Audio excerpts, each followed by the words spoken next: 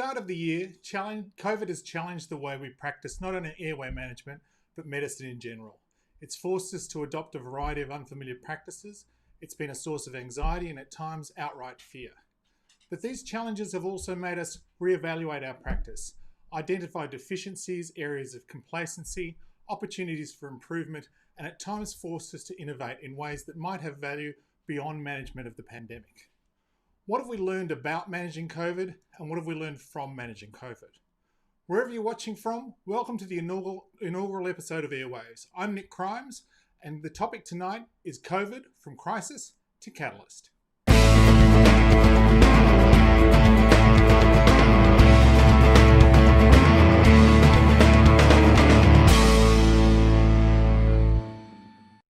Welcome to the show. What we've got for you tonight is not a webinar. There's not going to be any lectures or presentations. We're going to have interviews and panel discussion with an emphasis on interaction. Interaction not just amongst our panel, but amongst the audience. We encourage you to have a conversation online using Twitter and use the hashtag AirwavesCovid. Adam Rehak is out there moderating that, and he'll be using the Airwaves Live Twitter account to do that. We also want to have interaction between our panel, but most importantly, we want to have interaction between the audience and the panel. So we've put out a survey today. A few people have answered it already, but I encourage you to go and look at it. I can't get the full URL is in the show notes, I think, or we've tweeted it out. But if you can just put that up again for a tick. If you can scan that QR code, if you've got enough different devices to scan that with your phone, that's probably the easiest way to get it. We also want you to post comments. If you're watching on YouTube or you're watching on Facebook, you can post comments there and we can put them up on the screen. So if you want to comment on what the panel is saying or ask the panel questions, do that. When the Safe Airway Society was founded, our first guest was the only choice we had to be president. John Gatwood is trained as an anaesthetist in the United Kingdom and works as an intensivist here in Sydney. He is an experienced clinician. He is an airway researcher and publisher. He is an experienced simulation educator. He was one of the authors of the COVID SAS guidelines for management of airway management in the COVID positive patient. And he joins us tonight. Before we meet John in person though, let's hear from some of the other members of the SAS board in this video to tell us a little bit what the Safe Airway Society is all about. The Safe Airway Society, or SAS, is the interprofessional airway society for Australia and New Zealand. Our members come from a wide variety of health professions. From the outset, we've tried to include everybody that's involved in airway management, but we also represent patients and their families. And we feel like that makes us unique amongst airway societies worldwide. There are three main reasons why SAS has been created.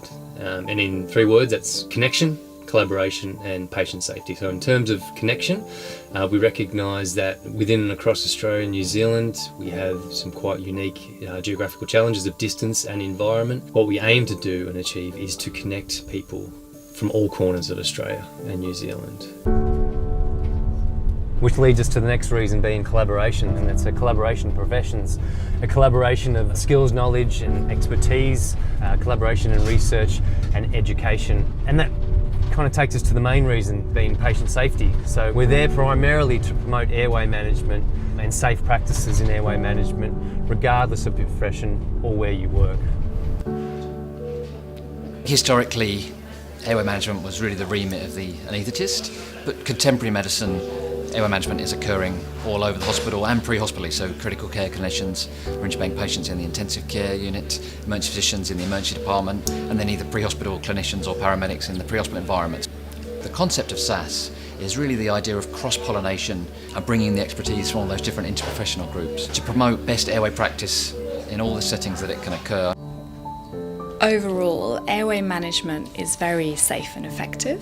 However, there are still incidents now where patients can get seriously injured or even die. What we want to do is create an environment where safe and effective airway management is delivered to all patients. The way we're hoping to do that is to create better resources, to improve the existing systems that we've got already, and also through education and research. So we want to look at how we work as humans, as well as how we work together as a team.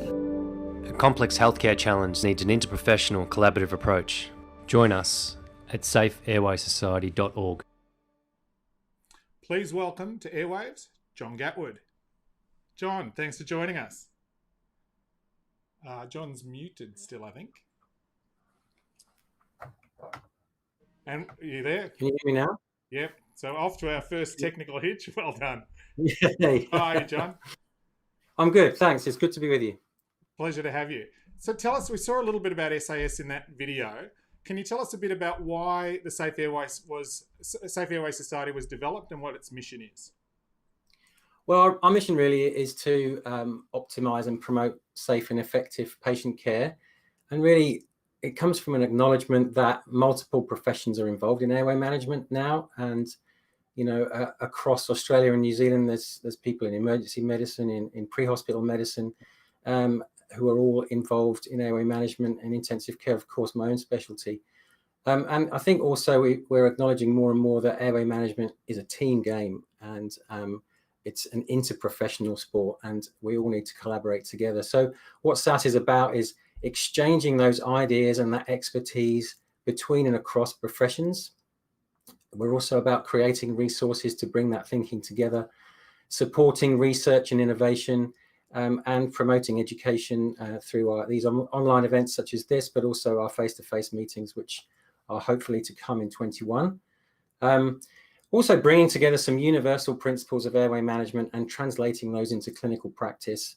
And another thing that we're really keen to promote is and investigate further is how human factors affect airway management. And we're really proud to have 2 human factors specialists on our clinical council, in addition to a lot of human factors expertise amongst the rest of the board and clinical council. We've got 2 dedicated human factors specialists, Mick Aspinall and Brooke Dench, who have years of experience with human factors in the airline and medical industries. We're also here to collaborate with other organisations involved in airway management. We're not trying to replace any of those colleges and societies that practice airway management. We're here to augment and help collaboration between and across those organisations. Okay, so there's, as you mentioned, there's a number of other organisations involved in airway management, both locally and internationally. So in Australia, a lot of the work has been done by the ANZCA Airway Special Interest Group, and then there's all the different colleges representing intensive care, emergency medicine, paramedicine. What's Safe Airway Society's relationship with these different organisations? You mentioned you're working collaboratively, not in competition with them. How does that work? Well, they were involved right from the start in a stakeholder process whereby representatives from all of those colleges and societies were involved in that stakeholder process in the creation of the Safe Airway Society. So right from our inception, we've been inclusive in that regard. On our board and our clinical council, we've got representatives from all of those specialties, all of those organisations, including, and very importantly, nursing and paramedicine and anaesthetic technicians. And our membership now, we're proud to have, we're only in our first year, we've got over 300 members, and they really do reflect individuals from all of those, across the board, all of those professions. Really proud of the paramedics who are a bit overrepresented in our membership, which is fantastic. We're really pleased to see them on board. But we've got people from allied health and from surgical specialties, emergency medicine, intensive care, anaesthesia, who've all joined up. So we're really proud that we've actually become an interprofessional organisation. So that's quite distinct from organisations like the Difficult Airway Society in the UK, Society for Airway Management in the US, the European Airway Management Society. While all of them are nominally airway rather than anaesthetic societies, and this is not a criticism of those societies at all, because of the way they've evolved, they do have an anaesthesia dominance. But it sounds like we've got a genuine sort of much more equal mix here rather than that anaesthetic dominated membership. And yeah, I think that's correct.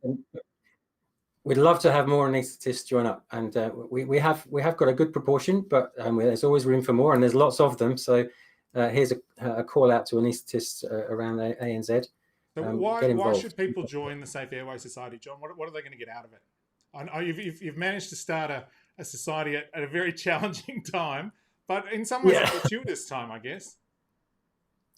Well, look, I mean, there's been good things and bad things about COVID for us, as we're going to explore today.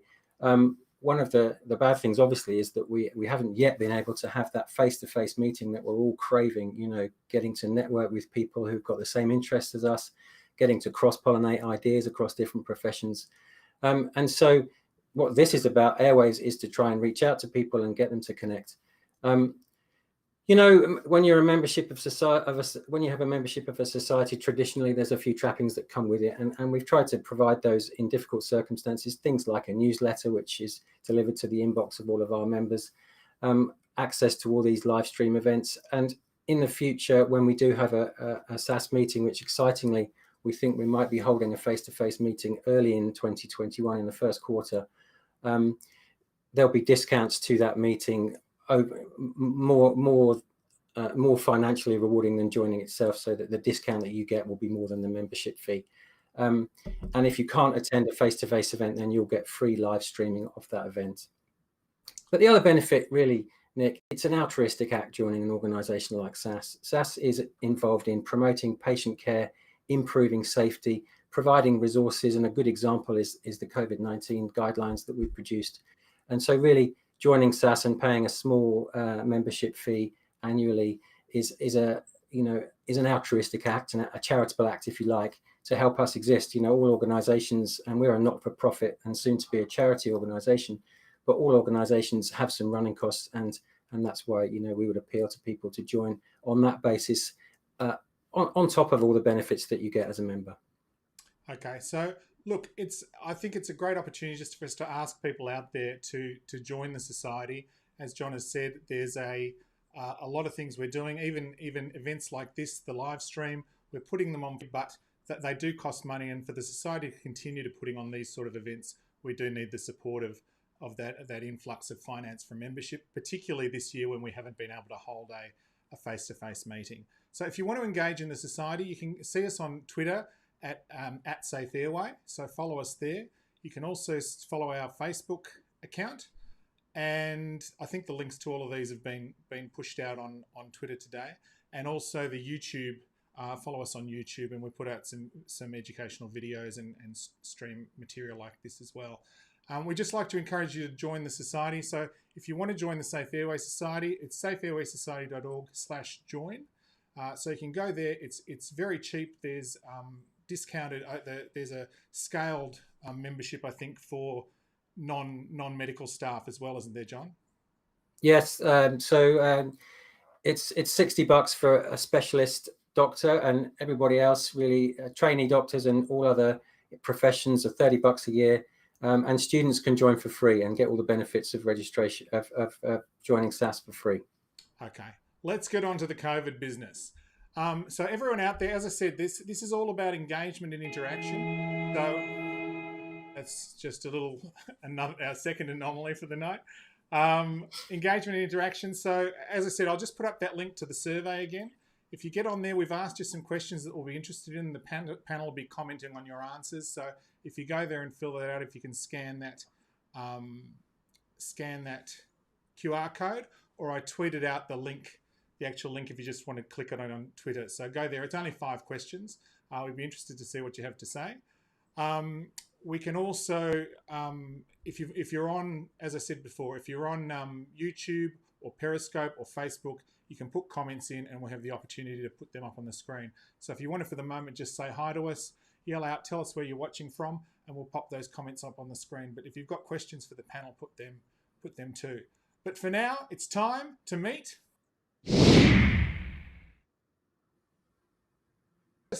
our next guest is an anaesthetist and intensivist from Melbourne, Australia. He is the lead author of the Safe Airway Society Guidelines for COVID Management. He is an airway researcher and publisher. He's an educator, and he also once gave a presentation on his own management of an airway crisis that included the phrase, "This is an example of excellent leadership and crisis resource management." Please welcome the great David Brewster. How are you, Dave? Good, Nick. Thanks for having me. Good to have You're you doing here. a great job at this, mate. I think you really need to get out of theatre more, and this is a better calling for you. I think the comedy might be your calling me a future. shit anaesthetist. Okay, our next guest is an emergency physician from Geelong in Victoria. She's a simulation instructor and medical educator. Please welcome Anushka Pereira. Hey, Anush, how are you? Good. How are you? Thanks for having me. Pleasure. And our final guest comes to us from the UK. I've got a long list of things to say about this gentleman. He is the lead author of the Difficult Airway Society Airway Guidelines for Management of the Critically Ill Patient. He's been the treasurer of the Difficult Airway Society for the last few years. He was a contributing author to both the Safe Airway Society COVID Guidelines and the UK COVID Guidelines, the consensus statement that was put out in the UK. He's a board member of the Project for Universal Management of Airways, the Universal Airway Guidelines project that I'm also working on. Please welcome Andy Higgs. Hi, Andy. How are you? I'm very well. Good evening to everyone down there. You can just about see it's light here up in the Northern Hemisphere. Now you are coming to us from a very different perspective from us in Australia. We hit 10 days of 0 cases today. You're much more in the thick of it than we are. Yeah, I think the end of last week we hit 168 COVID patients in the hospital. Early last week we were the 8th busiest COVID hospital. We've got about 20 in ICU at the moment. Okay, and I did a bit of quick maths last night and worked out that your case numbers a day per capita are not much different from the US at this stage, are they? Yeah, I mean, I've done the sort of same back of the fag packet calculations. I think we're slightly worse than US at the moment, actually, per capita. Time to get rid of Boris. Well, correlationization, but it's a good point. Okay, Dave, can I just chat to you?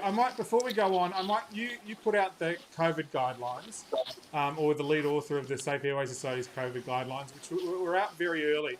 Tell us a little bit about how they came to be, and what are the main messages behind the Safe Airway Society's consensus statement for management of the patient requiring COVID precautions? Yeah, thanks, Nick.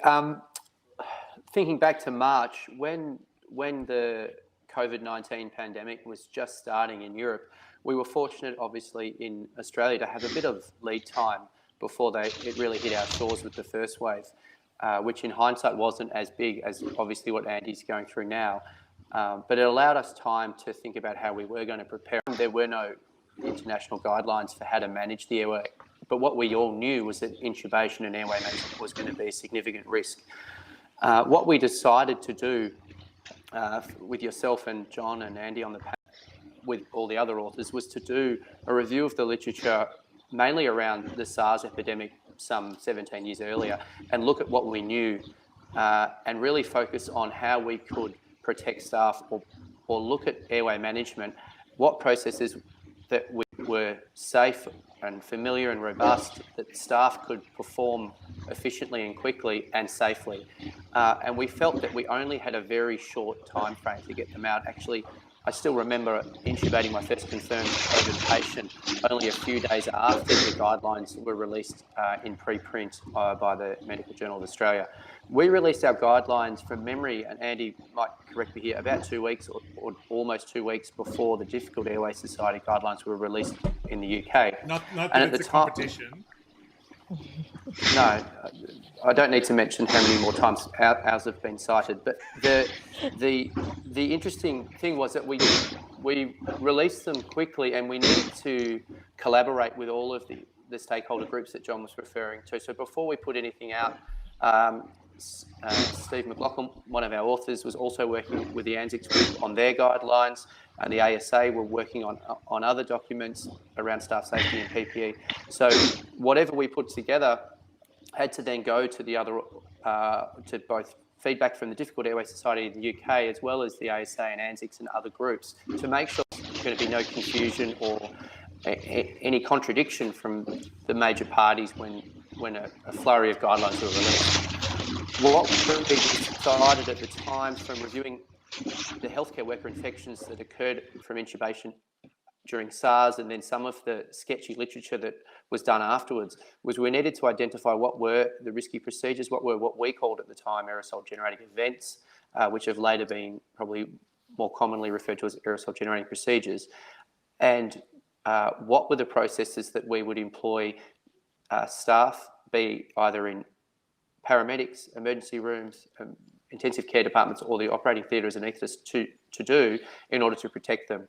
So we thought we would champion familiar, safe, robust processes, but also look at what was considered a must-do. So a must-do was to obviously wear PPE and a minimum level of PPE, to use video laryngoscopy to maximise the distance from the airway during intubation, to avoid face mask ventilation. But the big things that we decided on were around teamwork and education. So we put together cognitive aids and checklists to allow staff to train, to allow staff to communicate effectively. We decided on what we thought were a safe number, or really a maximum number of people in the room, in a negative pressure room for all airway management. And we did this with the hope to prevent healthcare worker infection during the airway management intubation process. Looking back some 7 months later, it's pretty proud to see how what we put out then has been adopted widely in our country, and is still fairly consistent with what people are doing around the world, and obviously what Andy can talk to us about the guidelines they put out in the UK as well. So we did have the benefit when we were writing those of liaising with Tim Cook, who gave us a look at the UK guidelines that Andy was also involved with. So there was not only collaboration going on at a local level, but internationally. A lot of people did a good job, I think, in very quickly trying to get out consistent numbers. And I think most of those have been through. I just want to bring in the rest of the panel now and ask what were the technical challenges? What were the big challenges at the beginning in terms of, because I know from my experience, we went into a period, I think everybody did, where people just started doing bizarre things. You know, people were frightened. I was frightened. I didn't realise I was frightened, I think, till the second wave came. And when it started coming in with this think in the pit of my stomach, and when I recognised that, that was the first time I really realised how traumatised is overstating it, but how affected I'd been by the initial wave.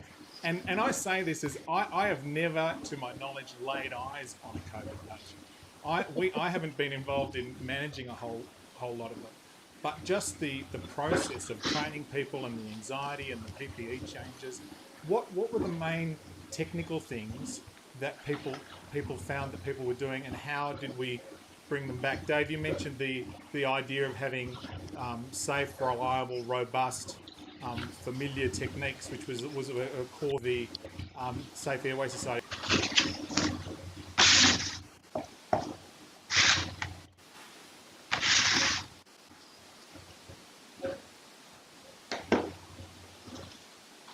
We've just lost your audio there, Nick.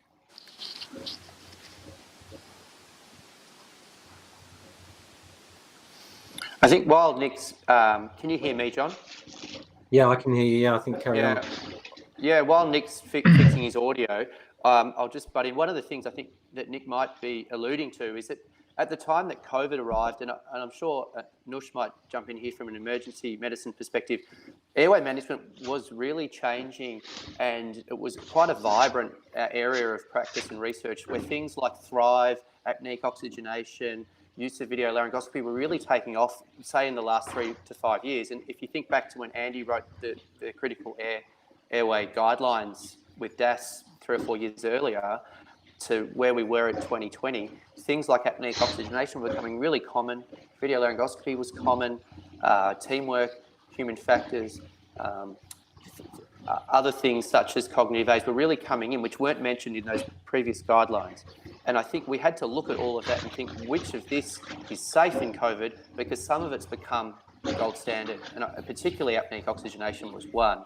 Some people were using CPAP for pre-oxygenation in certain patients. And how did that change for the emergency department, Nush and Andy up in the UK?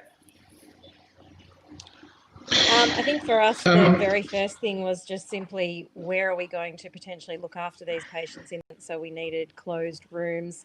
We shift our thinking in terms of moving people out of the resuscitation room and into an area where we traditionally didn't intubate patients and didn't have, all our resus trolleys. So that was a complete mindset shift, which was challenging enough.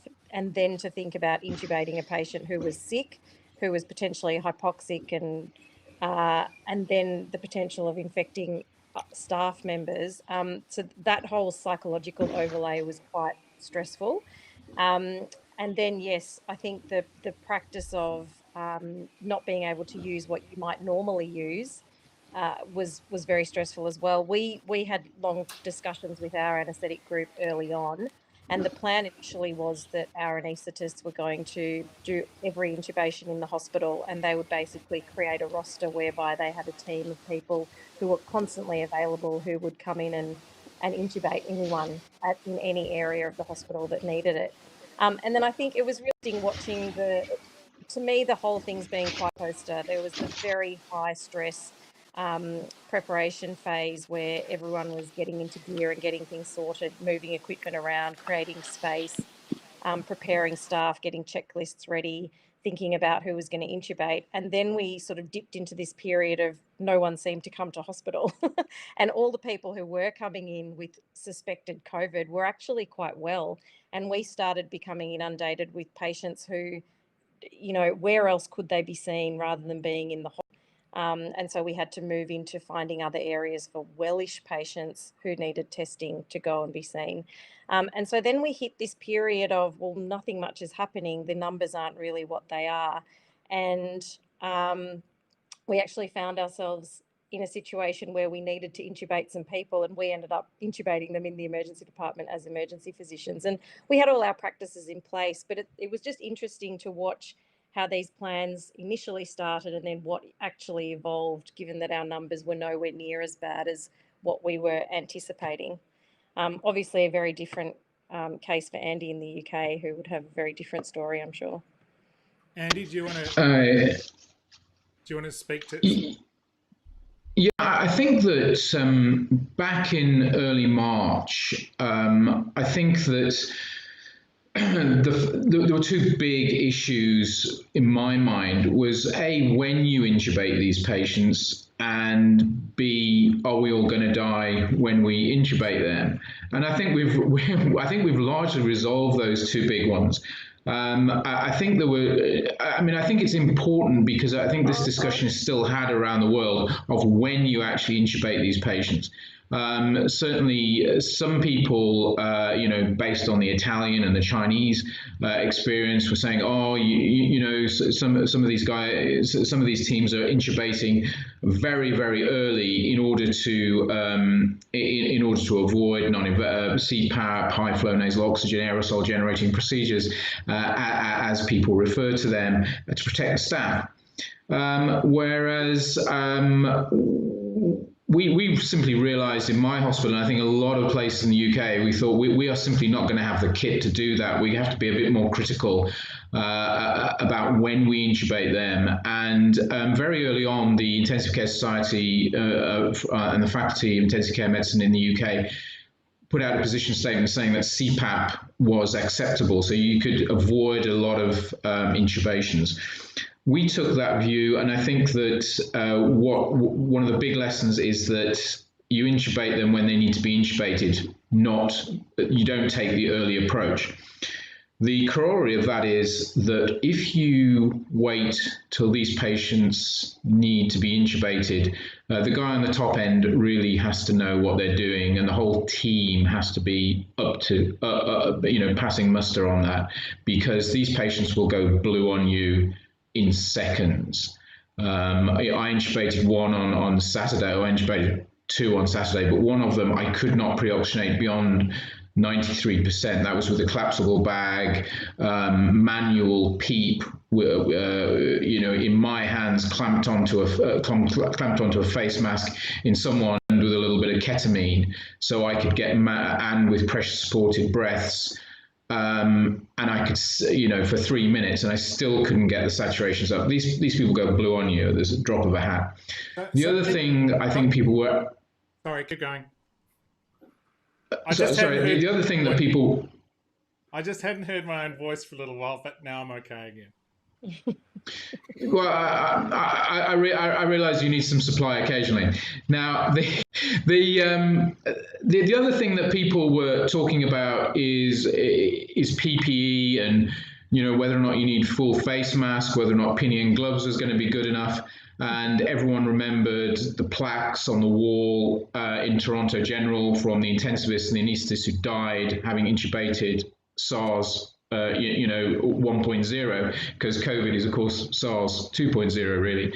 And I remember intubating the first patient in my hospital and then going directly to the showers.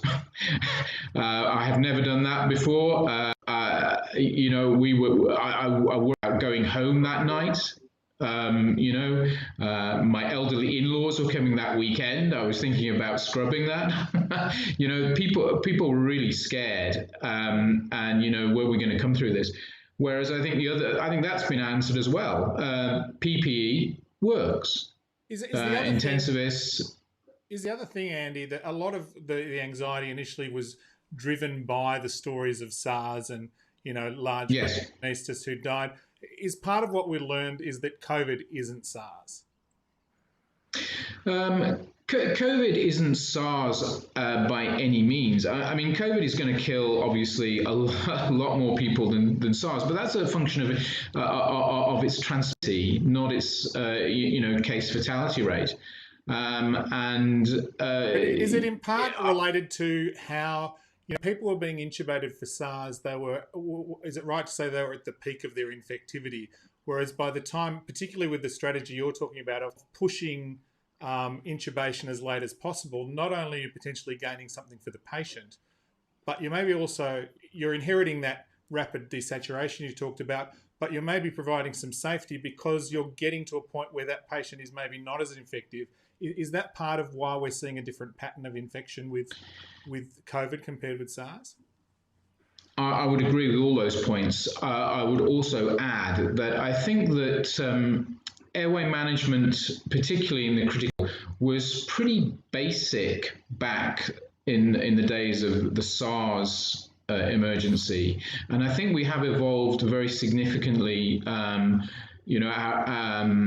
The approach to intubating critically ill patients is much more sophisticated nowadays than it was then. It's much more organized. I think if you remember from the literature of SARS epidemic, that in the first half of that period, that's when all the deaths occurred. When they got their shit together and they worked out how to do it, there were no deaths in the second half.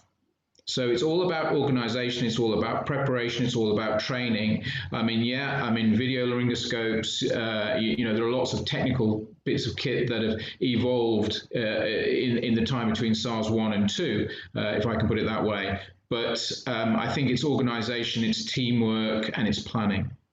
I think I'll just bring John in. I think you and I have spoken too about your thoughts that I think you've said a fairly limited number of publications in relation to SARS drove a lot of the anxiety in relation to COVID early on, John.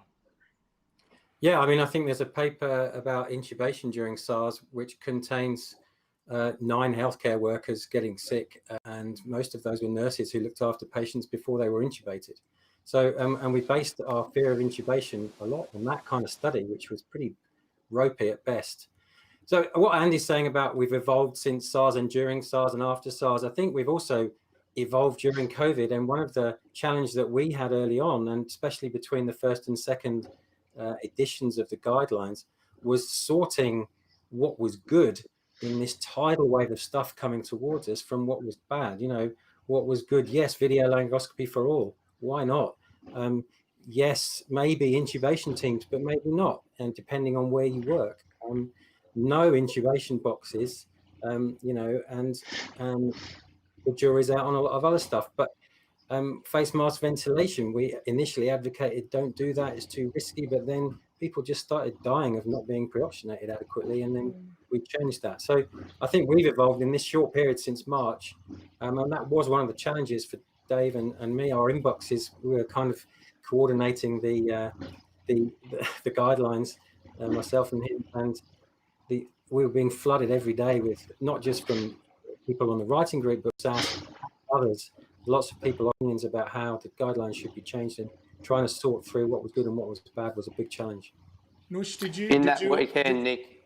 Sorry, Nick. In that weekend that we were writing the guidelines, at 4 days before the MJA wanted the final version, John and I had 1,800 emails or WhatsApps about the guidelines from the writing. You're all about the stats, organisations Krista. All about the stats.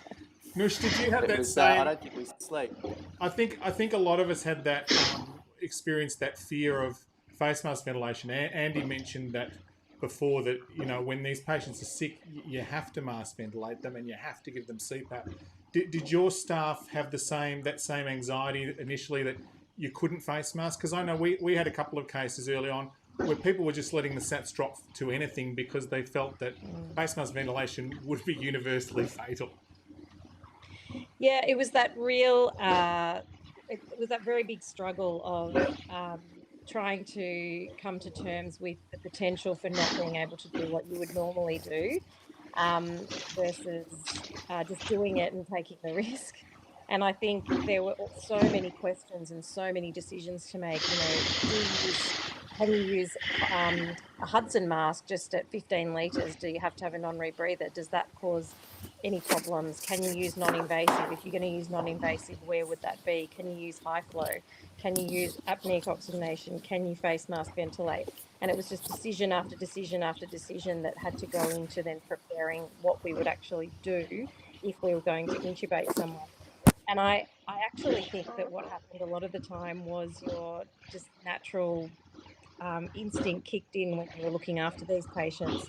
And I mean, the tubes that I was involved in, thankfully weren't too unwell, and we had the way we did it was we had our checklist. We had someone standing outside the room reading every part of the checklist.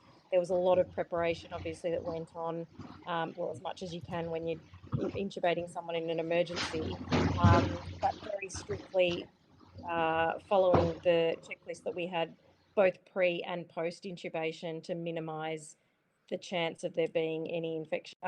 And to be honest, that's one of the greatest things that's come out of this. We always use checklists anyway, but I think that ability to have someone outside the room or at the end of the bed actually physically reading step by step what you should be doing, it really made intubating a much smoother process, particularly in this setting. But yeah, there was so much fear about what was going to happen. It was interesting listening to Andy talk about, he had intubated someone and had to go home for a shower. We had people buying new shoes to wear in the emergency department so they could leave them in the office. We had people going home and having a washing machine in their garage so they could take their stuff off there and put it straight in the washing machine and have a shower outside and then go inside. And it was just this real anxiety about if I've even been at work and if I've been anywhere near an airway, regardless of whether I'm intubating or not, will I carry this home to people? And then you had others like me who thought, surely it's not going to get that bad and I'm not going to carry anything home, and I don't want to bring another set of clothes to work, so I'm just going to wear my scrubs home. So it was that real struggle with what was going on and sort of denial, I suppose, as to what was happening.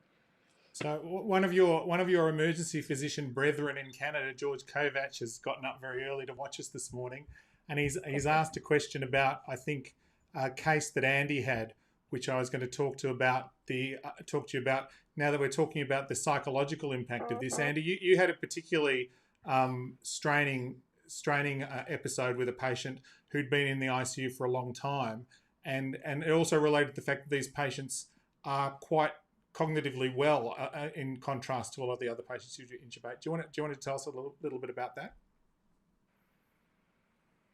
Hang on, we've got no sound there. Good, I think. Yeah, can you? Yeah. Am I live now? Yeah. Yeah. Yeah, I mean, this is a patient that I think everyone on my unit remembers, a guy who was very, very nice guy, a very switched on guy, an engineer, PhD engineer who had returned from Wuhan actually via Jersey he lives near my hospital, and knew everything, had hundreds of contacts back in China. They were ahead of the wave with us compared to us. He knew what was going on. We kept him non-invasively intubated, non-invasively supported with CPAP and high flow for about a week. And he was desperate. One of the things that we've learned, of course, it was kind of hinted at before COVID, but one of the great intensive care lessons is self-proning. This guy was the best self-proner. He would do it for hours, completely self-starting. He didn't need to be asked. He didn't need to be shown. He did it. He did everything. He complied with the physios. He did everything he could possibly do to avoid intubation. And I remember one Tuesday night, he'd been on the cusp for a day or so, and I just said to my colleague, "We're going to have to tube this guy," and he literally begged me not to intubate him. He had a storyboard that he was writing because obviously he couldn't communicate. That mask strapped to his mouth, strapped to his face. He couldn't communicate well. But I remember the last thing he wrote was, he argued with me, begged me not to intubate him. And the last thing he wrote to try to dissuade me was, he said, "I have 2 sons, please reconsider." And I intubated that guy with tears in my eyes, and I couldn't see because you can't wipe with COVID. You just can't wipe your eyes, and I had to check the end-tidal CO2 to make sure I intubated him. I couldn't actually see the screen, and I will always remember that guy. He subsequently died. Actually, he got a lot better. Another lesson of COVID, he got a lot better. We tracheostomized him after about 11 days of intubation. He was weaning very well, and then one afternoon, over the course of 3 hours, he just died in front of us. Almost certainly a thrombotic death. He was fully anticoagulated for weeks beforehand, but still collapsed. And these patients do this.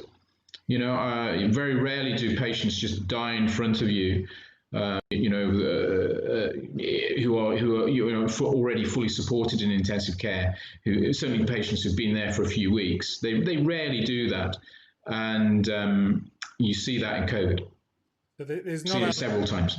Yeah. So there's not only been the technical challenges, but psychological challenges.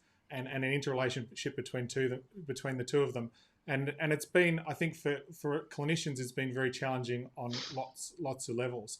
We've talked about that from the point of view of medical staff. We also want to explore what the challenges are like for the airway assistants who work with us. So earlier this week, Adam Rehak, who's an anaesthetist in Sydney, spoke to Erin Fulsham, an anaesthetic nurse and clinical nurse educator, about the challenges that the airway assistants faced in relation to managing the COVID pandemic.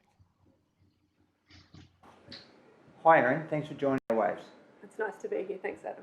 Okay, tonight we're talking about the challenges and what the pandemic has catalysed in terms of lasting change. Starting with this idea of what fears, concerns that were prevalent amongst your craft group, what was your experience?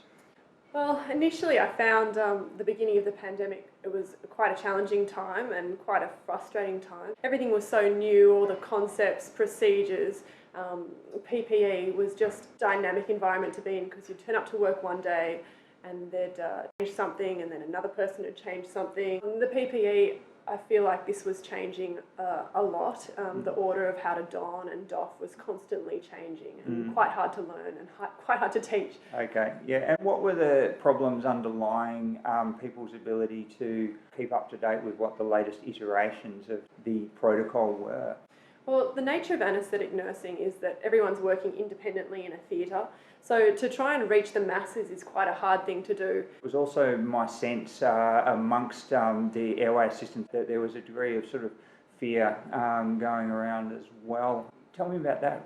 We don't care for that many people with airborne precautions, let alone with all these extra precautions that go with COVID. So this was something that A, they hadn't been exposed to, and B, they hadn't had the opportunity to practice very much. You've mentioned to me before that the complexity of the donning and the doffing and airway management protocols that were being followed contributed to the fear. Yeah, there were a few different orders to donning and doffing that we were not used to, so that was a bit of a change, and they were a bit convoluted as well. It felt, rather than being simple. I noticed that at times airway operators were sort of taking the law into their own hands with their own PPE and were sort of deviating from the standards that the hospital was setting. I've really always been interested in how you guys felt when that was occurring. I think nurses that I've spoken to, it makes them feel quite uncomfortable. You know, when it did happen, it was a bit rift-inducing, I think, rather than helping us be cohesive, So Erin, you've mentioned to me before that early on in the pandemic, this sort of decision-making and training done in silos wasn't really working well. Yeah, so historically, most of our policies and procedure, it's all down the nursing line. And then we also had sometimes conflicting information also from, the anaesthetic side of things. They were doing their own procedure and policy, and sometimes it sort of didn't quite mesh together. Do you think it played on the fears that we discussed earlier, feeling like it on any given day an airway operator may be just doing their own thing in terms of airway management and their approach? Yeah, early on that was the possibility that could happen. So yeah, that could be a bit unnerving and unexpected. Okay.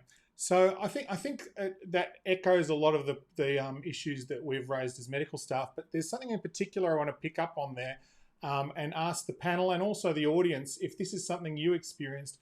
Was that comment Erin made about the differential PPE between the medical and nursing staff? Because I'm also aware of this going on where an anaesthetist or an airway operator might have been in a full PAPA while someone is beside them in much lower levels, maybe still aerosol PPE, but a differential level of what was perceived as a differential level of PPE. And I think that drove a lot of anxiety.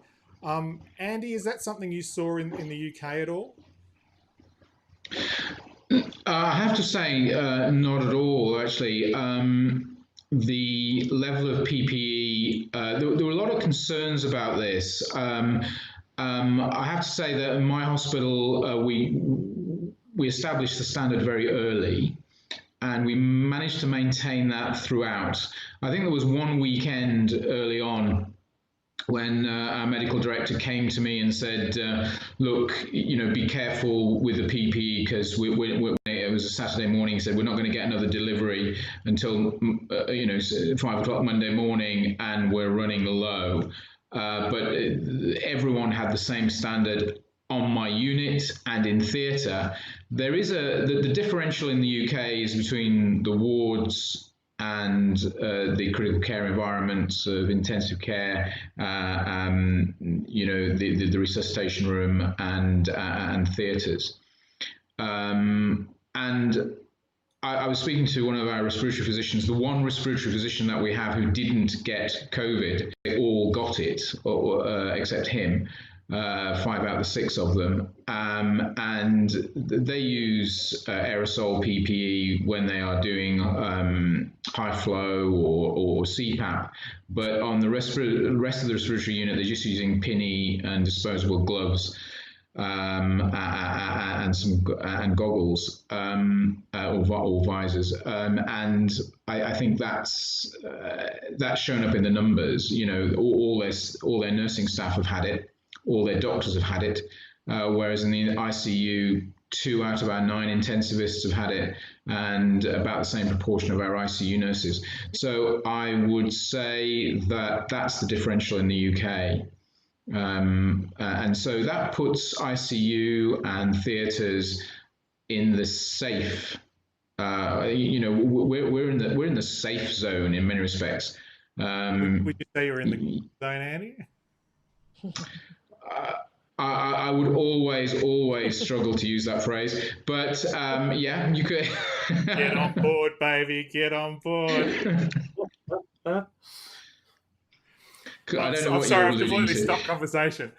And I think that's borne out in the evidence. There's a great paper out of Birmingham from about 2.5 months ago showing that the at-risk staff are the cleaners, the ward-based nursing staff, and the acute physicians, the people who look after them on the wards. The intensivists were the index against which everyone else was measured. So, and that's, it's actually, which is safer, me getting into a Piper, little aeroplane and saying, let's go to the south coast of England, or a guy who's flown for BA, Emirates or Qantas for 20 years, taking you across the Atlantic with 500 other people. You'd have thought one is technically much more advanced and demanding, but it actually is a lot safer. And intensive care, the comparison to intensive care and the wards is similar, I think. We're doing high-end stuff, but we're doing it in the right way with the right kit.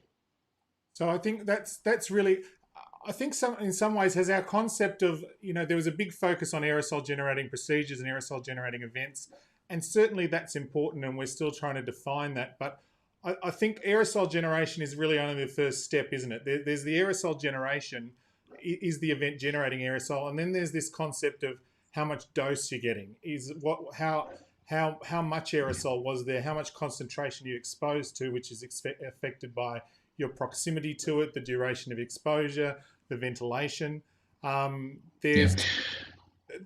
That's changed, hasn't it? And then there's the issue of infectivity. Are those aerosols actually infective in that patient at the time you're talking about? So I think we've learned there's more to it than aerosol generation. And as you say, from my mind, in theatre and ICU, and to a lesser extent, but still to some extent in ED, we've got good ventilation. We're familiar with doing sterile procedures and using PPE.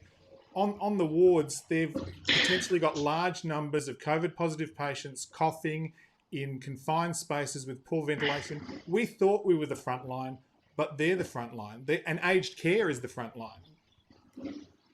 Yeah, I mean, I think that I suppose you could think of it sort of military analogy. The airway managers are the special forces, but the people who cop for it are the poor bloody infantry out there who no one really worries about. In terms of aerosol generating procedures, you mentioned coughing. That is, if the audience wants to take away one message.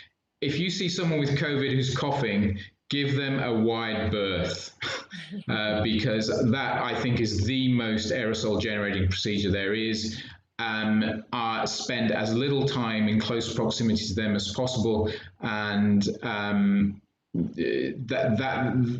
I always worry about those patients. Andy, I'll just go back to that previous comment, if you can, for us.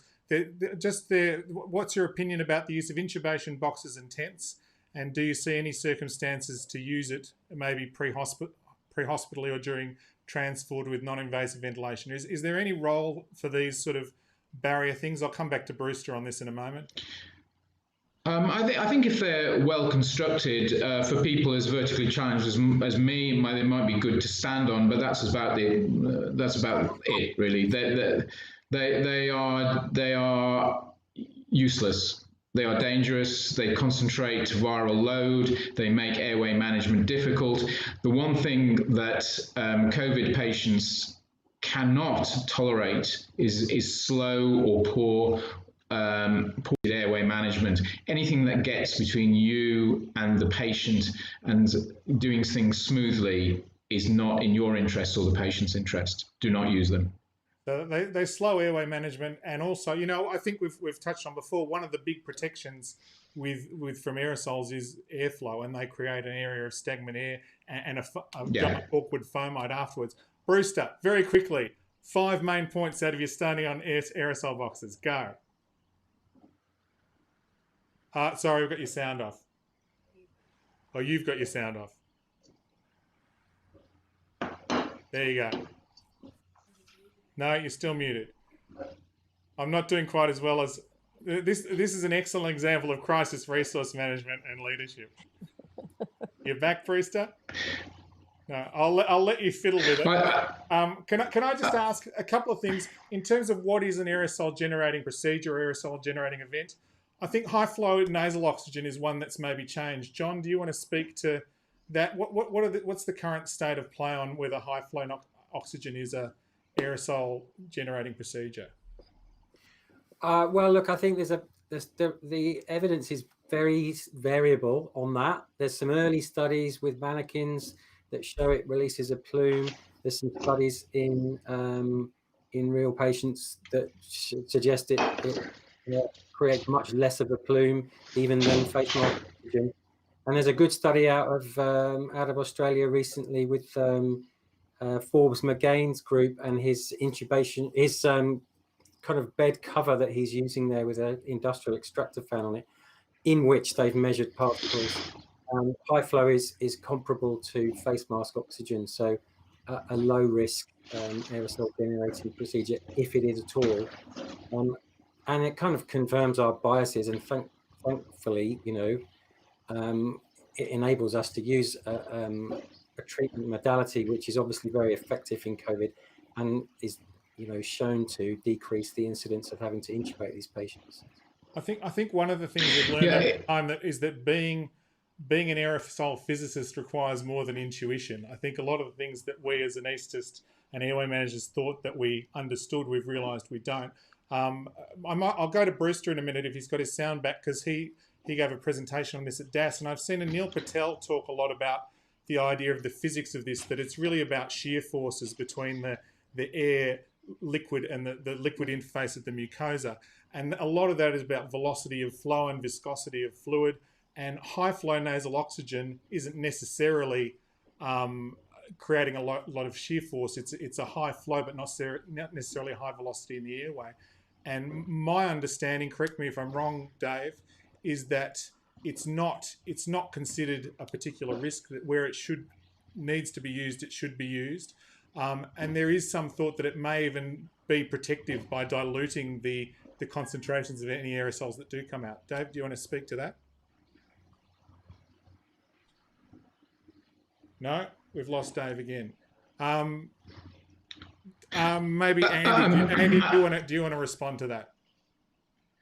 Well, I wanted to make the point about high flow nasal oxygen is that this has been controversial in airway management, in airway management for the critically ill for some time. I mean, we mentioned it back in 2017-18 with the DAS guideline, but we hedged really. And when it came to writing the COVID guideline, there was a lot of discussion in the group about what our position should be on high flow nasal oxygen peri-intubation. And some people said, oh, look, it's not aerosol generating, we think it's safe to use. Other people said, oh, this may be a real concern. We have to hedge, we have to be careful. Whereas actually, when you come to intubate these patients, high flow nasal oxygen is very good to stave off intubation or even avoid it altogether. But when it comes to actually intubating them, the idea that apneic oxygenation keeps these people pink is for the birds, really. It's very difficult to keep these people pink with manual collapsible bags with manual PEEP valves. They will desaturate on you like a stone. And the idea that just blowing even 70 litres of oxygen up their nose will keep their alveoli oxygenated is magical thinking. So certainly in the intensive care environment, all of my patients get high flow nasal oxygen. My nurses have been exposed to millions of man and woman hours of high flow nasal oxygen, and we have low seroconversion rates. But when it comes to actually intubating them, I take off the high flow nasal oxygen because it causes a leak on the mask half the time, and that is the one thing you do not want, is a leak at any point. It's when you think about the process of airway management, the worries about high flow nasal oxygen or any form of apneic oxygenation is secondary.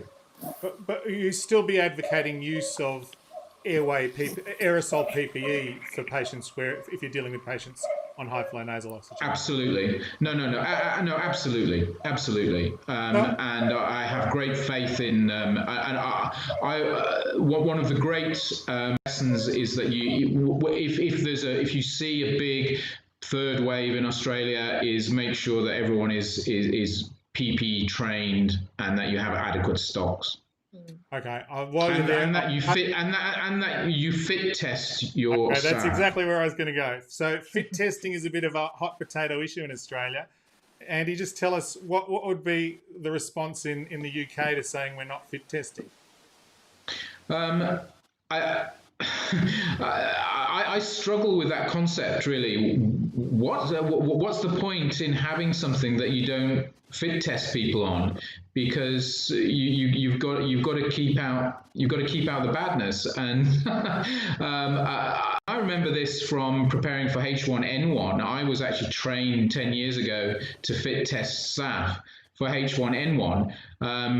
Those skills were a bit rusty, but we did reactivate it pretty early on.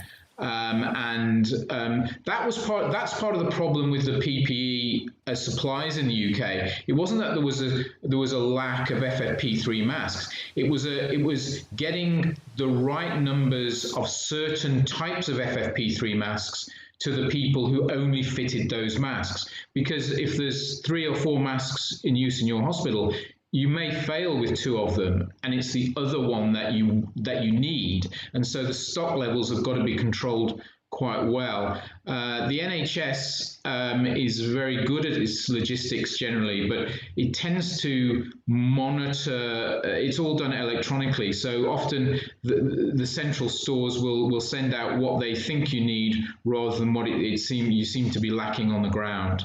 So it takes a bit of sophistication there. But you have to fit test. I can't see a reason why not. Because making that happen, though, from the way you're describing it, sounds like this is not a matter of just getting someone in to fit test your staff and go. This is something you've got to embed in the hospital as a sustainable, perpetual process as stocks change, as staff change. Yeah, it will take 2 or 3 weeks to get all your staff, because all your staff aren't in at any one moment in time. You have to chase them up. You have to have a list of who's tested on what mask, and you have to make sure they attend for the fit test. It's quite a big operation, and it's not for the faint-hearted. Actually, all of our fit testers. We mentioned the risks to ward staff. Would your ward staff be in aerosol PPE with those coughing patients before ventilation? No, that's that I think is the blind spots in terms of PPE, because on our intensive care units, everyone is PPE'd up to the eyeballs at all times. On the respiratory unit, when they're using high flow or CPAP or NIV for the bronchitic, they get aerosol level PPE. Other than that, it's pinny disposable gloves, and a surgical face mask. So we're left with a bit of a contradiction here, isn't it? We all agree that the real risk is on the wards and in the aged care centres, but we're taking all the PPE. Have we got to shift our thinking? And I think this is a legitimate, I'm not saying it's a necessarily justifies a barrier, but I think it is a legitimate logistic problem for hospitals trying to implement fit testing because of the amount of PPE it potentially consumes. That if you do it, and we've already talked about the differential PPE between airway operator and airway assistant. If we start pushing that at a ward level, and they're not getting it, but we think they're at risk, how do we logistically implement that? I might leave Andy for a moment. I'll just Nush and just ask what fit testing, and John after that what fit testing is like for you, and then I do have another question for you, Brewster. Get your microphone going. Get poised, baby. It's working. Nush, excellent, Nush. So the interesting thing is that we've had different types of N95 masks that we've been given, and so each time you have to put one of those on, you obviously have to check that that one has a seal. We haven't done formal fit testing in our department, but we have been taught how to ensure a good seal, and so we check each other when we put N95 masks on.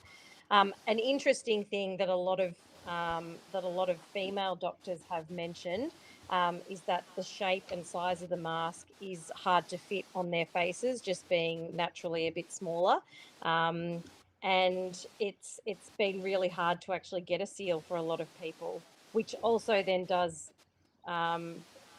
way into just thinking about PPE in general and sizing of gowns and gloves and everything to make sure that you can actually still do your job with your PPE. So the whole PPE issue is quite interesting. But yeah, mask fitting is an issue, especially when you're changing different brands and types of masks on a near daily basis, simply for supply issues. Okay, I'm gonna move us along because we're way past time here. One of the things we also want to deal with is the issues of PPE in the pre-hospital setting. So Matt Humar is a Victorian paramedic, and he spoke last week to Alan Eade, who's the Chief Paramedic Officer for Safer Care Victoria. Let's hear what they had to say about the challenges of the COVID pandemic in the pre-hospital setting. Thanks, Nick. I'm here with Alan Eade to discuss some of the broader challenges and changes that occurred with the pre-hospital care during the course of the pandemic. Alan, thanks so much for taking the time to join us. For having me. It's a pleasure to be here. Alan, you work both as a practicing intensive care paramedic, a micro paramedic with Ambulance Victoria, so you've attended to patients with COVID or suspected COVID, and you also work as the Chief Paramedic Officer. So you have some insight about some of the things that happen behind the scenes in terms of pre-hospital care. So we want to tap into both of those roles and experiences. And our first question is, what have been the most significant challenges specific to airway management over the course of the pandemic? I think all clinicians, particularly out of hospital, the overwhelming fear and anxiety has been related to the infection risk. Am I going to get the infection? Personally, I thought I'd be okay if I got the infection, naively at the very beginning. But I was very worried about whether I would take the infection home and bring the risk home. So we did a lot of work very early on around going home safely. But associated with that, and specific to airway management, as you were saying, the Safe Airway Society guidelines that came out very, very early on in the pandemic were world leading, and implementing guideline adjustments for the out-of-hospital providers around aerosol generating procedures was one of the very early steps that was taken to try and prevent and reduce the impact of the infection risk on the providers themselves and them taking it home.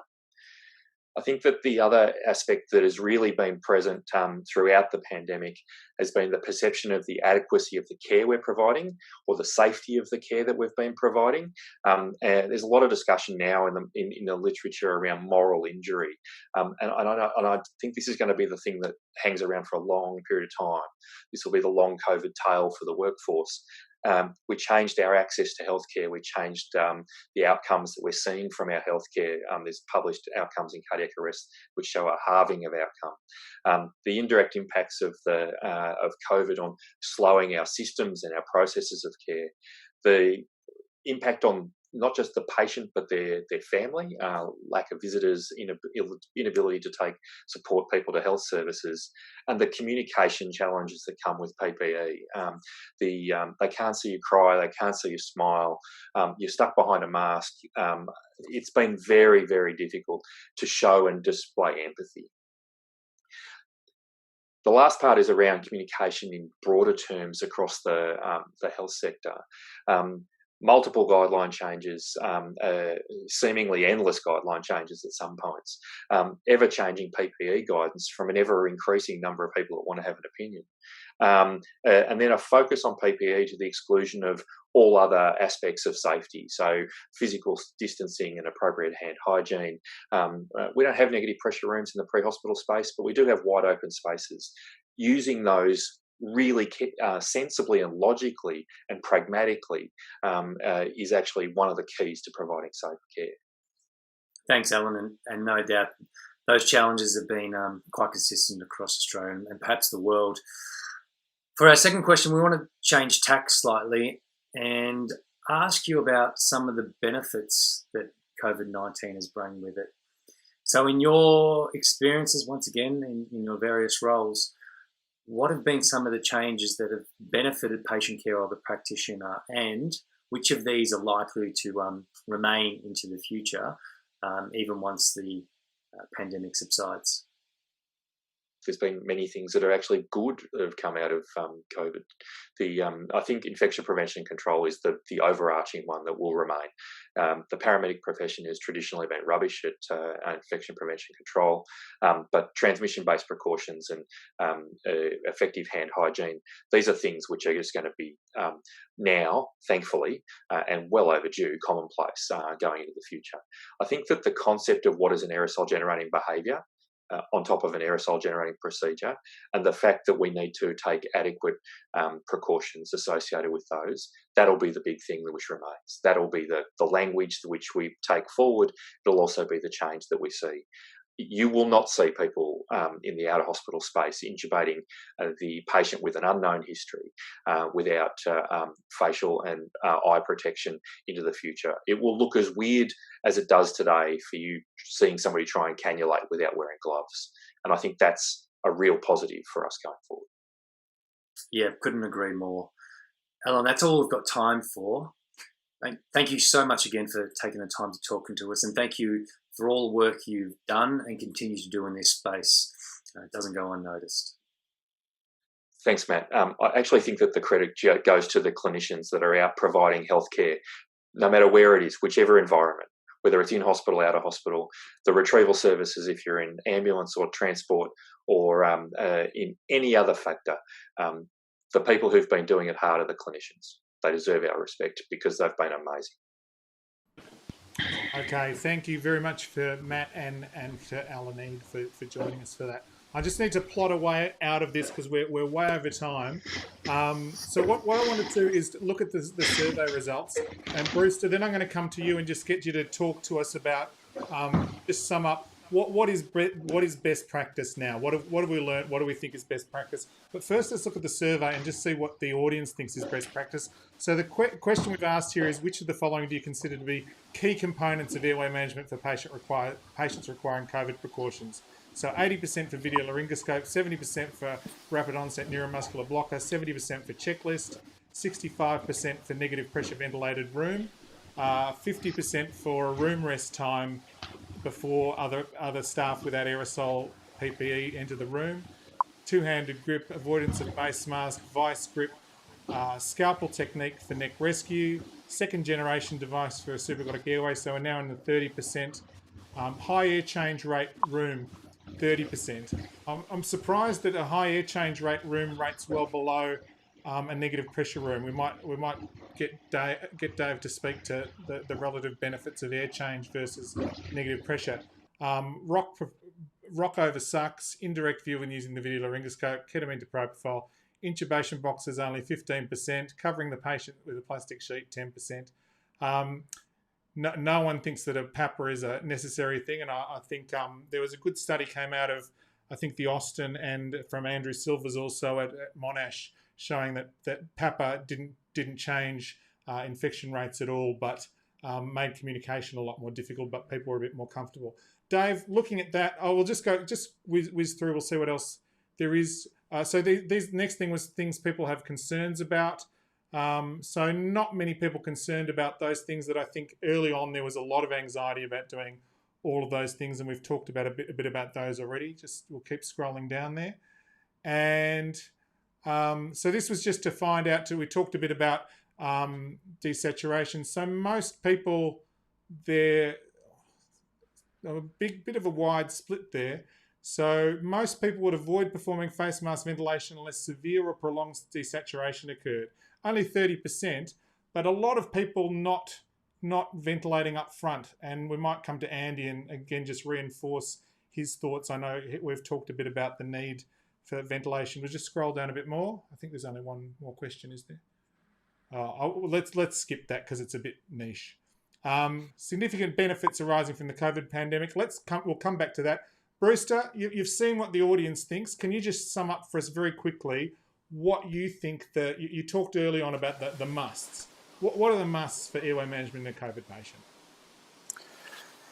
Look, I think from our experience in Melbourne, which would be 90% of Australia probably, a lot less than Andy in the UK, but our experience would be preparation and training is a must. I think if hospitals don't have good education practices now, don't have staff that are well prepared, both with the use of PPE and the process of airway management, and they don't have the right equipment and the right room, video laryngoscopy, the right drugs available, cognitive aids checklist, then they're not going to perform well. So I think education and preparation is probably the must. I think that having the best clinician assigned to the task of intubating is a must. I agree with Andy. These patients desaturate rapidly. They often don't last anywhere near the 60 seconds of apnea from when the rocuronium goes in. The saturations can plummet almost instantaneously, as has been alluded to tonight. So you need to have someone most skilled at putting the tube in. And I think a must would be the use of video laryngoscopy. I don't see a negative in its use. And a must would be rocuronium, high dose. So you want paralysis quickly.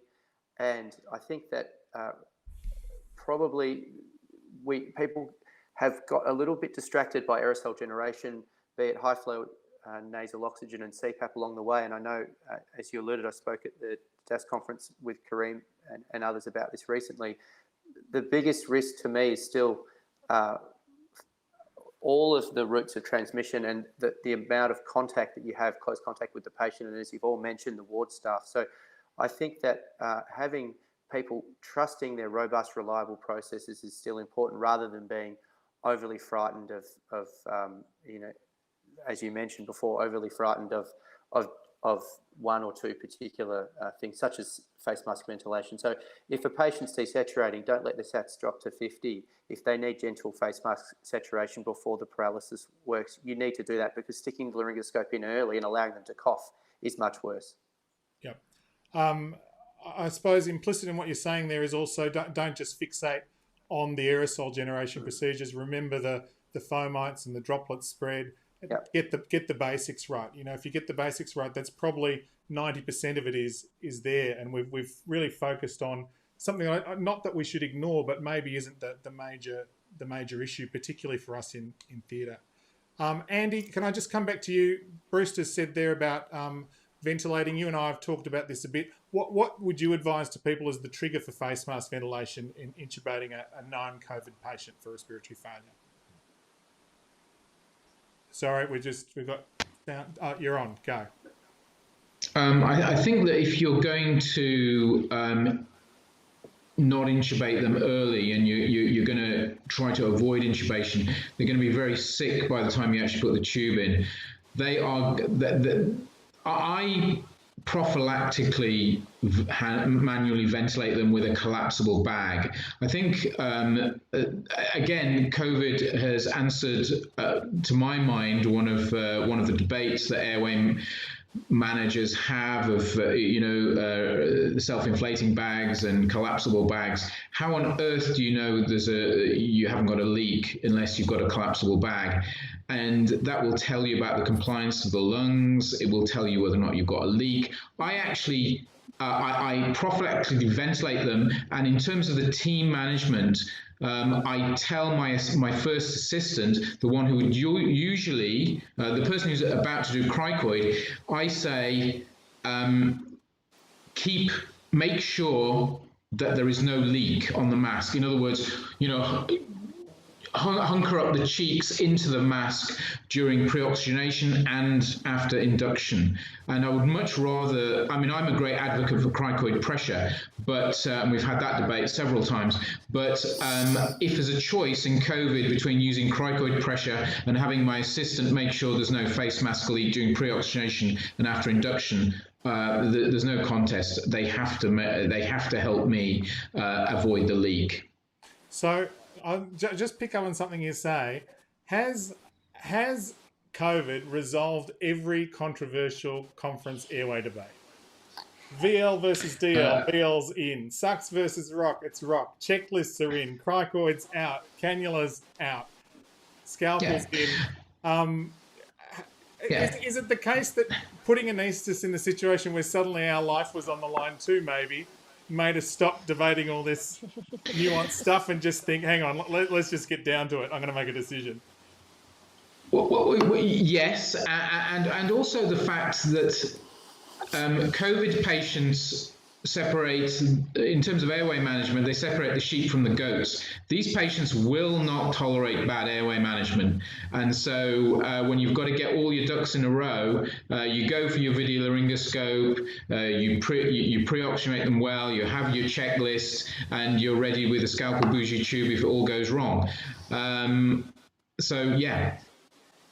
I know your bias is on scalpel bougie. I still maintain there's a place for cannula. But I want to pivot now. Really? Calm, everyone, calm. Let's just we'll just wrap up quickly now. I'll just go to on that basis. What are the advantages? What are the benefits that come out of COVID? I wanted to talk a bit more about this, but maybe we can have a future meeting on this in itself. This is what the audience has said. 65% agree virtual meetings and conferences improve collaboration between disciplines. We've got nearly 50% have improved access to video laryngoscopes, increased use of video laryngoscopy, and then checklists, pre-briefs. I think Erin mentioned in her video about the use of pre-briefs and things. Cognitive aids. Okay. So I'll just go around the panel and get you to say what do you think, because we've got to move on. What do you think is the main thing you think has come out of the pandemic? Things that we have had to rethink, that you think this is something we need to capture and take forwards, and this has benefits beyond the management of COVID. And I'll put my hat into the ring. For us, I think it was the relationship between the different departments. So all the airway management departments, ED, anaesthetics, ICU, we now work in a much more integrated way. We've got a consistent checklist. We've got clear lines of communication. And we're doing now things, we're doing interdisciplinary training and stuff in a way that we weren't before. And that's something I've longed to get going, and COVID made it happen. So that's been a real benefit for me. John, what has it been for you? I'd echo the stuff on interdepartmental cooperation. We had way more of that than we've ever had before. A friend of mine, Chris Hicks, once said there's nothing like being in a crashing aircraft to suddenly become interested in aircraft safety. And we've seen an almost universal adoption of guidelines, cognitive aids and checklists. And Brewster and I and a few others from ANZICS have surveyed a bunch of intensive care units, and we were really, really pleased to see that people are using cognitive aids, checklists and guidelines almost universally. And as a simulation educator, also really happy to report that almost everybody was doing interprofessional simulation-based training to really get their COVID intubation and airway management strategies down pat. And that's definitely something we should be taking forward for non-COVID patients and COVID patients alike. Thanks, John. Nush, what are the main takeaways for you? What are the benefits, the things you want to keep from COVID? I think some of the things we've done is the way we disseminate information amongst a very big group of staff who are continuing to move and shift through their rotating rosters. So we now have a pre-shift briefing where we update staff and check in on how they're going prior to all 3 medical staff shifts every day. Definitely the much more mandatory use of checklists, which a lot of us were using anyway, but now has become quite it's just become a must-do. Our PPE use has obviously been massively improved, and people have really nailed that, which is really good. And I think that in general, just in terms of staff looking after themselves, there's a bit more acceptance of, if you're feeling unwell, you should actually stay at home and don't come to work if you're sick. I think one thing that the pandemic we could have had the opportunity to do a bit more is look at bolstering some of our community health services and fixing up what's going on in our residential aged care facilities. And I think if anything should come out of this, we really need to look at how we fix up what's going on in the community, so that hospitals can get on with dealing with the really, really sick people, and those who need semi-urgent and not urgent care can actually get their care in the community. So that's probably the next step I would be looking at. So Brewster, I'll come to you. Double barrel question. What are the main things you want to keep, and where to from here? You know, we're down to 0 cases now. Things are looking good. How do we get ourselves lined up so if there's another surge, what do we need to do? And I'll ask the same question to you in a moment, Andy. Where to from here from you from a very different perspective of going into a busy winter? Dave? I spoke about this a little bit the other week for Andy in the UK. I think the real risk with a third wave is the ward staff, and I feel like there's been a lot of focus on aerosol generation and airway management, but the real focus needs to be on educating and protecting the staff on the wards. If they had the same level of education and equipment that we'd had, then in Victoria we wouldn't have had 3,500 healthcare workers infected. And I think that going forward, that we really need to take a good look at who are the most vulnerable healthcare workers and how we can protect them better. That's my personal take.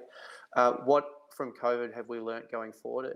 Someone mentioned before, I think in Matt's interview, the ever-changing guidelines that's come out of the government. Every few days they change their opinion on PPE and everything else, whereas our airway guidelines and those in the UK haven't really changed since we put them out. There was a couple of changes in the first week, and then they've stayed the same. And having processes that are consistent, that staff understand, that don't change every week, minimises confusion. So one of the things, I think, if you're going to put something out, get it right, get it out, do it properly, and then cognitive aids, checklists, these things can be locally adapted by institutions, but get the crux of it correct the first time. And I think that's one of the challenges for Puma, which you're all going through now.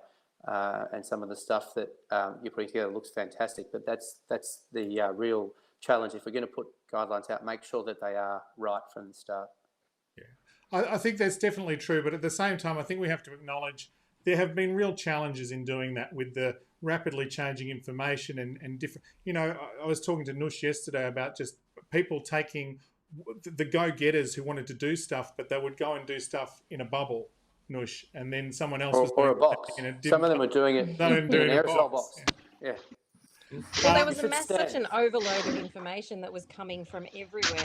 Everyone had an opinion, and you didn't really know who to trust. And so I can't imagine being in the situation of being the person who was deciding this is the PPE you need to wear today, and then 2 days later finding out you need to upgrade it or downgrade it.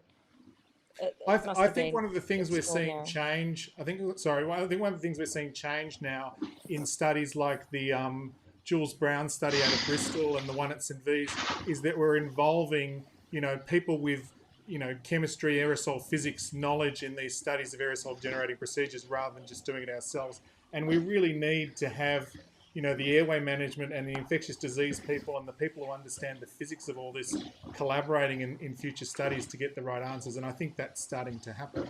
Andy, I'll come to you just to finish off. What do you think are what's your takeaway thing that you think is a real benefit that's come out, that we're going to come out the other side of COVID and think, well, that was a good thing that happened out of it?